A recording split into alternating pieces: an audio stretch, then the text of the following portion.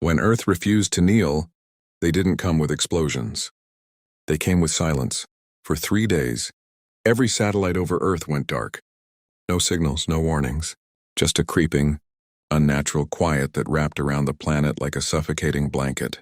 Then the ships appeared, hundreds of them, hovering above every major city, New York, London, Tokyo, and even the forgotten towns no one thought mattered.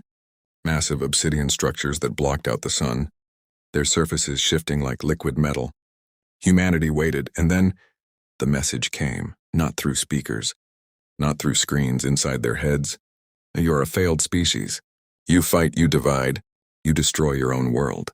You are unworthy of existence. Surrender your planet, and we may allow a fraction of you to survive. Panic spread like wildfire. Governments collapsed within hours. Armies mobilized.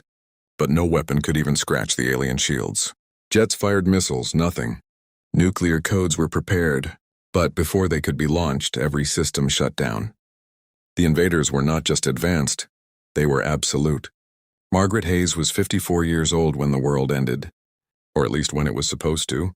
She wasn't a soldier, not a scientist, just a retired nurse living in a quiet town in Ohio. Her life had been simple: work, family, loss, survival. She had buried her husband 10 years ago, raised her son alone, and now she sat on her porch staring up at the massive ship hanging above her town. Everyone else had run, she stayed, because she had seen death before, and this felt different. The first harvest began at dusk. Beams of pale blue light descended from the ship, scanning the ground. Anyone caught inside was lifted into the sky, screaming, helpless, vanishing into the alien vessels. Margaret watched as her neighbor, a young man no older than 20, was taken. She didn't scream. She didn't run. She stood up, and she stepped into the light. Inside the ship, the air was cold, sterile, alive. Margaret found herself in a massive chamber filled with other humans, terrified, crying, begging. At the center stood them, the aliens, tall, thin figures with elongated limbs and translucent skin. Their eyes glowed faintly like dying stars. One of them stepped forward. "You do not resist?" it asked, its voice echoing directly in her mind. Margaret tilted her head. "Should I?" The alien paused, confused. "We are your extinction." Margaret gave a small, tired smile. "Sweetheart, I've lived through worse." Something shifted. Not in the room, in the alien. For the first time, it hesitated. "You have lost everything," it said. "Your species destroys itself. You are weak." Margaret stepped closer. "Yeah," she said softly. "We are. We were the last thing they expected." The signal didn't come with a warning. No explosions. No invasion fleet tearing through the sky. Just a whisper. A frequency no human ear could hear, but every machine on Earth responded to. Phones flickered. Screens glitched. Power grids trembled. And then silence. For 12 minutes, the entire planet went dark. When the lights came back, they were already here. They didn't land. They hovered. Massive black structures hung above cities like shadows that refused to move. No sound, no weapons fired. Just watching. Studying. Waiting. At first, people thought it was first contact. Hope spread faster than fear. Maybe they're peaceful. Maybe they want to communicate. That illusion lasted exactly 1 hour, because then the disappearances began. Not random. Calculated. Doctors. Engineers. Teachers. Soldiers. Mothers. Fathers.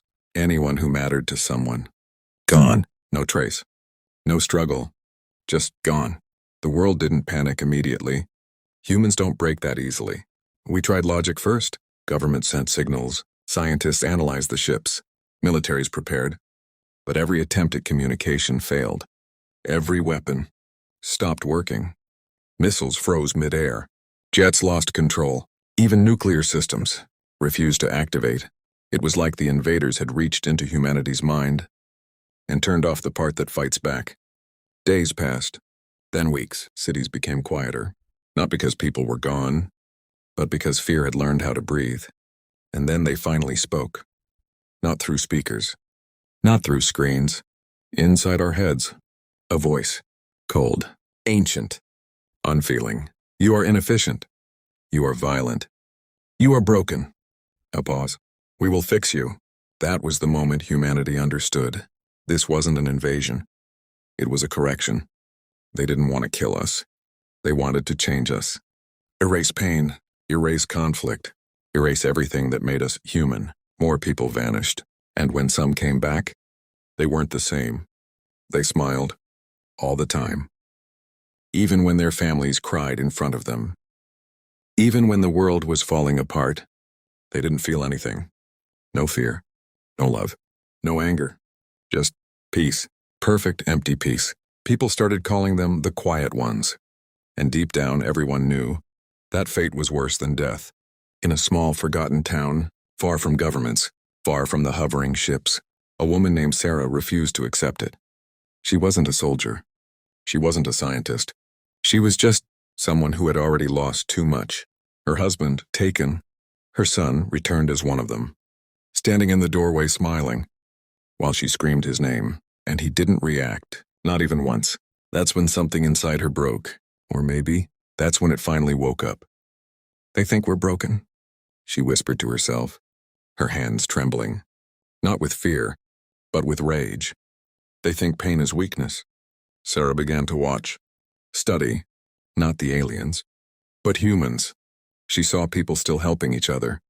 Even now. Even with fear choking the world. A man sharing his last food with a stranger. A girl holding her mother's hand as the ships loomed above. A firefighter running into a burning building, knowing no one might come out. Humans were scared. Humans were hurting. Humans were losing. But they still chose to care. And that's when she understood something the invaders didn't. Pain wasn't a flaw. It was proof. Proof that something mattered. So she did the only thing left. She fought. Not with weapons, but with defiance. When the voice came into her mind again, "You will be taken." She didn't beg. Didn't run. Didn't hide. She answered, "You don't understand us." There was silence.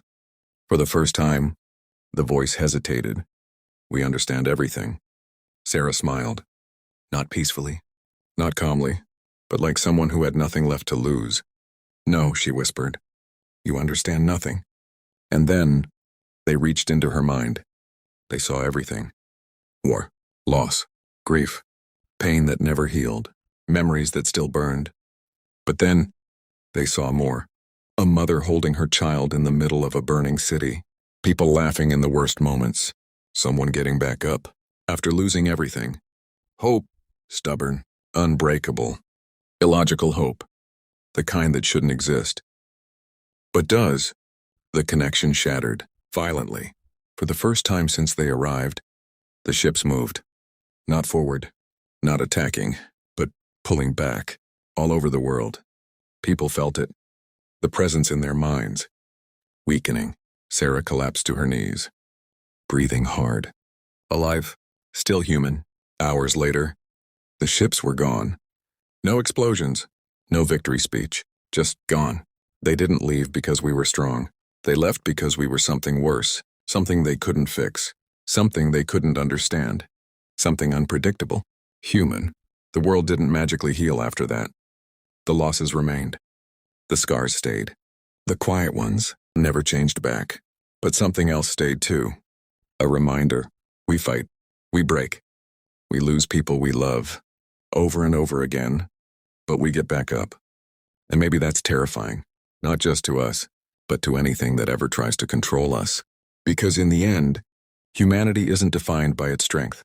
It's defined by the fact that even after everything, we still choose to stand. The last signal from Earth. They came without warning. No explosions, no invasion fleets tearing through the sky. Just silence. One by one, cities across the world went dark. No lights, no signals, no screams broadcasted. It was as if entire populations were simply erased. People called it the quieting. No one understood it until the message arrived. It appeared on every remaining screen at exactly the same time. A black background. A single line of text. You were observed. You were measured. You have failed. Then the feed cut. In a small underground bunker beneath a collapsed hospital, Amina stared at the flickering monitor.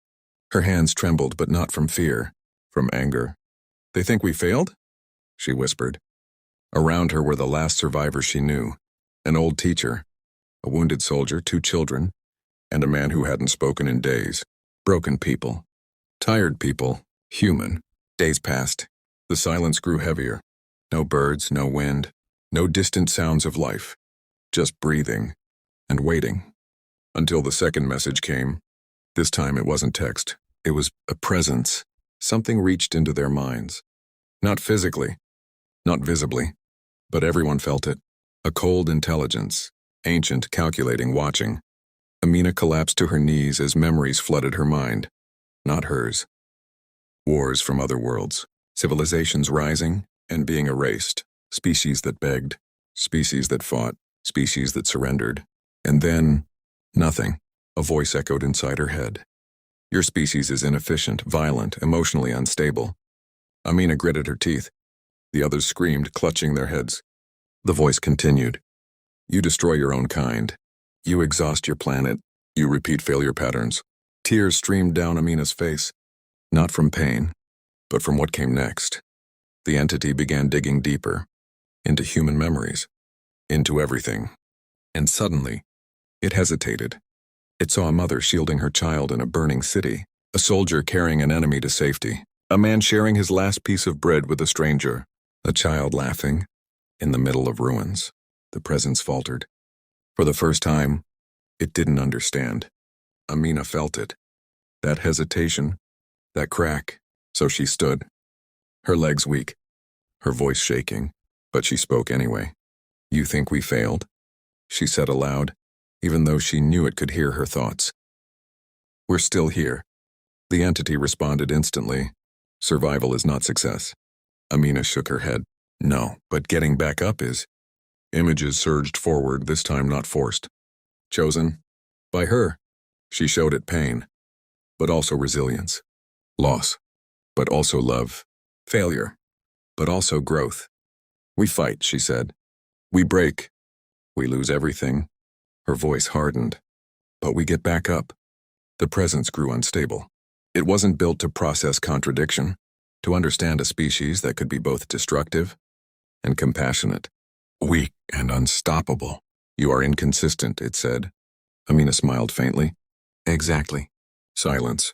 For the first time since the quieting, the entity said nothing. Then, the pressure vanished. The presence withdrew. Minutes passed. No one moved. No one breathed. Then suddenly, lights flickered. Far above them, electricity. Signals. Life. Amina ran to the surface. The sky was clear. No ships. No darkness. No judgment. Only a single message remained, burned into every screen. Re-evaluation. In progress. Behind her, the survivor stepped into the light. Broken, scarred, but alive. Amina looked at the sky and whispered, You wanted perfect. She shook her head. You got human instead. And somewhere, far beyond the stars, for the first time, humanity wasn't erased, it was studied. Because even in horror, even in silence, humans don't just survive, they rise. You have been measured. At first, and they laughed, until the sky cracked, not exploded, cracked. Like glass, from it shadows descended. Not creatures, not ships, something worse. Within hours, cities went dark. People didn't scream. They didn't run. They vanished. In a small town, one woman stepped outside. A shadow appeared, tall, shifting, watching. Inside her head it whispered, Humans are weak. She didn't flinch.